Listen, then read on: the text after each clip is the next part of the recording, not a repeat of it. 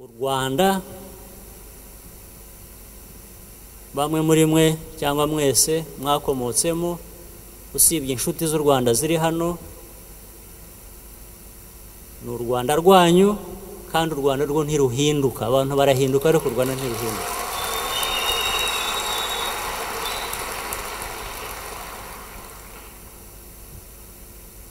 twatandukanye ibitekerezo twatandukanye imikorere twatandukanye ibintu byinshi ariko intego y'u Rwanda cyangwa intego ku Rwanda ikwiye kuba ari imwe turifuza u Rwanda rumeze rute u Rwanda rw'abanyarwanda ntabwo ari urw'abahutu ntabwo ari urw'abatutsi ntabwo ari urw'abatwa ntabwo ari urw'abanyamahanga ni urw'abanyarwanda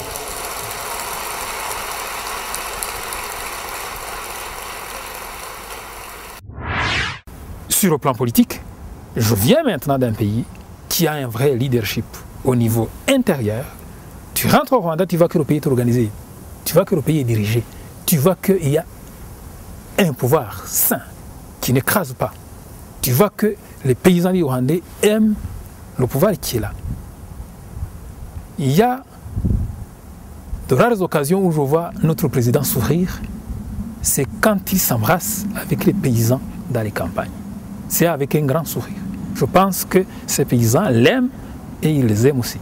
Donc, ces paysans lui renvoient l'amour qu'il a envers eux. Être rwandais, pour moi, c'est quoi? Et c'est ça, c'est ce message d'unité, cette facilité d'intégration et de partage avec les autres nationalités. Ujya hari akavuga ngo ariko kwita umututsi cyangwa umuhutu ngo turi fier yo kubyita uramaze niba uri fier yo kubyita ariko ugomba kumenya agaciro kabyo ugomba no kumenya agaciro ko kuba fier ahubwo yo kwitwa umunyarwanda. Fier d'être rwandais, mais très peu fier de mon histoire. Très peu fier de mon histoire. Mais c'est mon histoire.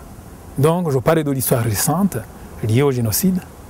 Et là, c'est presque avec les larmes aux yeux, je pense que la classe intellectuelle rwandaise, une certaine classe intellectuelle rwandaise triche, surtout une certaine classe rwandaise qui évolue en dehors des frontières, qui évolue à l'étranger. Les Rwandais de mon âge, même les moins âgés que moi, qui étaient adultes dans les années 90, ils ont étudié au Rwanda, ils ont travaillé au Rwanda, ils sont nés dans un village, dans une commune, dans une préfecture. Ils ont côtoyé leurs compatriotes, quelle que soit l'ethnie. Aujourd'hui, ils peuvent faire le bilan personnel. Le bilan sur les cours primaires qu'ils ont fréquentés, sur les cours secondaires, sur les cours supérieurs ou universitaires pour ceux qui ont eu la chance de la faire. Ils peuvent faire le bilan et savoir qui est mort de quoi et comment. Comment? Qu'on m'explique. Quand je vais au village, je sais tout. Je sais qui est mort de quoi et comment. Je sais qui a été frappé par le génocide et celui qui n'a pas été frappé par le génocide. Je peux le dire avec des faits à l'appui, avec des chiffres à l'appui. Nous sommes les premiers à le savoir. Ce ne sont pas les enquêteurs internationaux qui le savent mieux que nous. Je connais mon village, je connais ma tribu, je connais mes voisins, je connais mon clan. Je sais tout. Et je dis le contraire. C'est là-dessus que j'en appelle à la conscience intellectuelle de mes compatriotes. Il y a un débat, il faut le mener. Il y a des amalgames, on doit les combattre. Donc là-dessus, je m'arrête là et je pense que la jeunesse rwandaise doit réussir une chose, c'est faire éclater cette culture du mensonge, cette culture qui transforme l'histoire. J'attends avec impatience cette visite et bien sûr j'en parle autour de moi parce que dans mon métier, je ne vais pas en parler, mais il m'arrive de rencontrer beaucoup de nationalités, beaucoup de personnes étrangères qui me parlent souvent du Rwanda, qui sont fiers d'avoir eu la chance de visiter le Rwanda et qui me disent oui, l'évolution est là, l'évolution est très grande, l'évolution est très forte, très positive. Évidemment, les changements sociaux sont toujours là. Il y a certainement des individus qui ont encore des repères ethniques. Mais il faut distinguer l'individu et les structures et les institutions. Les institutions et les structures rwandaises sont saines aujourd'hui sur le plan de l'ethnisme. Aujourd'hui, aller à Kigali, en marchant, en faisant valoir ton appartenance ethnique, tu es vraiment rigolo, tu es ridicule dans beaucoup de milieux. Donc en tout cas, les structures sont saines, les administrations sont saines sur base par rapport à cette question. Contrairement à ce que moi, j'ai connu. Donc je suis fier de ce décalage-là, de cet écart-là entre ce qui était et ce qui est aujourd'hui. Et je pense que demain sera meilleur par rapport à cette question. Donc j'attends de cette visite de pouvoir écouter le point de vue des autres, pouvoir aussi donner mon point de vue, et tout ça autour de la thématique du Rwanda, de la jeunesse, de notre place dans le Rwanda et du développement du Rwanda plus particulièrement. Je sais que le président Paul Kagame viendra à Paris, je sais que c'est le 12 septembre. Le 11, il va rencontrer la communauté rwandaise de France, mais la Belgique est à côté de la France. Moi, je serai au rendez-vous. Donc je vais aller à Paris et rencontrer notre président. Donc il a certainement un message à donner aux Rwandais. Je sais qu'il aime beaucoup rencontrer les Rwandais. Et moi aussi, j'ai des questions à apporter, des réponses à apporter, des propositions à apporter. Le message que j'aurais à donner à la jeunesse rwandaise de Bruxelles ou d'Europe, c'est de venir se retrouver le 11 septembre, de sauter sur l'occasion, de venir avec beaucoup d'idées, beaucoup d'enthousiasme et beaucoup de motivation et surtout de saisir cette opportunité en fait. D'abord, c'était un message de reconnaissance et de remerciement au président Paul Kagame. C'est la première fois que dans l'histoire du Rwanda, nous avons un président qui n'a pas un problème avec sa diaspora, qui dit à sa diaspora « welcome ». C'est la première fois. Moi, je vous ai dit, j'ai 56 ans.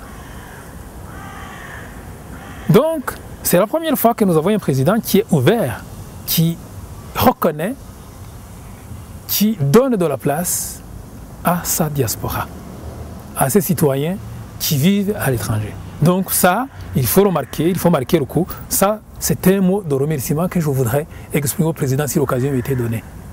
Deux, l'autre message, il va porter sur nos demandes et nos limites par rapport aux questions qui sont les nôtres en tant que membres de la diaspora. Ces questions, je ne les reprendrai pas ici devant la caméra. Elles sont diverses. Nous aurions aimé contribuer par exemple à faire avancer le pays dans des secteurs bien donnés. Je parlais de l'enseignement tout à l'heure. Qui sait? Peut-être que le ministre rwandais de l'enseignement est traversé par des questions et qu'il pourrait nous confier l'une ou l'autre question. Nous qui ne sommes pas dans le quotidien là-bas, nous pouvons peut-être contribuer à certaines analyses, à certaines études, à certaines contributions. Prenons la médecine. La communauté rwandaise de la diaspora compte beaucoup de médecins. C'est une force importante. Prenons le droit. La communauté rwandaise de Belgique et de Bruxelles en particulier compte énormément d'avocats et de juristes. Qui sait? On va mettre en place des mécanismes de passation des questions et des besoins du Rwanda pour que nous puissions voir dans quelle mesure la diaspora pourrait y contribuer. Je pense que c'est important qu'on prenne le temps de se retrouver le 11 septembre, qu'on puisse en discuter, qu'on puisse se rencontrer et qu'on continue donc cette démarche vers un avenir, un modèle de développement meilleur et bénéfique à tous. J'espère qu'on se verra tous le 11 septembre, bien sûr, à Paris. Et moi, le message que j'aurais à apporter à tous les jeunes de ma génération, c'est de ne pas se soucier de ce qui peut nous attendre à l'extérieur ou de ce qui peut venir envenimer nos idées. Surtout, restons braqués sur ce qu'on a appris de nos parents, de nos proches, que ce n'est qu'à travers l'unité qu'on arrivera à surmonter tous les problèmes, et surtout à travers l'échange. Je pense que c'est encore très important que j'insiste sur ça, parce que j'ai pu remarquer, déjà moi-même, que le Rwanda est très introverti et qu'il a parfois du mal à exprimer réellement ses idées. Mais ça a changé ces dernières années. Donc mon message ira aussi à ces artistes qui ont fait que ça change, qui ont fait qu'il y ait du changement, car en les voyant justement évoluer, ça nous donne vraiment une inspiration, ça nous donne vraiment un but à atteindre dans la vie et qui nous dit que tout peut arriver, qu'on peut vraiment arriver à ce qu'on veut si on y met vraiment du sien.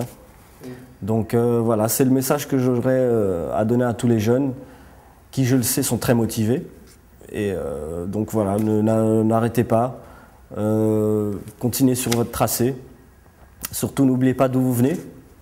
Et voilà, partagez votre culture, partagez votre richesse, qui est d'être rwandais. Voilà. Et donc, le 11 à Paris, j'espère que tout se passera bien. Et bien sûr, j'aurai aussi des projets, des questions, des idées à partager. Donc, à tout le monde, je vous dis, on se voit à Paris. Ciao, ciao.